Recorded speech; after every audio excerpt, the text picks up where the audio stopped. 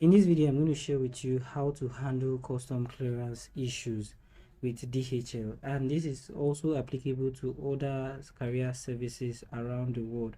So if you're new to this channel, my name is Michael, and without further ado, let's get started. I have a parcel here which I am shipping from my country, Nigeria, to China, and I'm using Topship, which is a very cheap alternative to DHL. The tracking number is this, and if you scroll down to this section, you're going to see clearance event, and if you come down to this section where it says further details, the clearance process for these shipments is ongoing with additional detail required for clearance.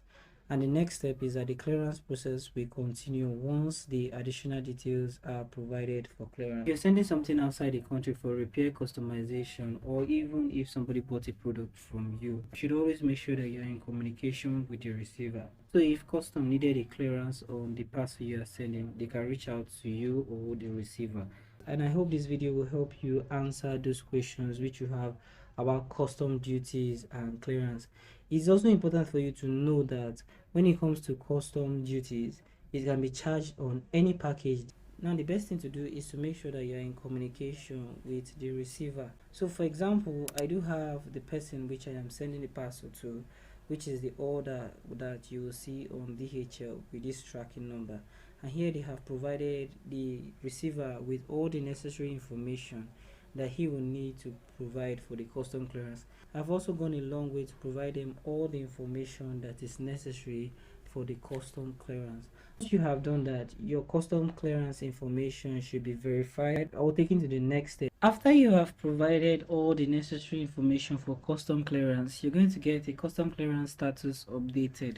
The custom clearance process may start while the shipment is in transit to the destination. If you're going to pay a custom clearance after this step, the receiver is going to be notified and be requested to pay a custom clearance duty, but not in all situations that you'd have to pay a custom clearance duty.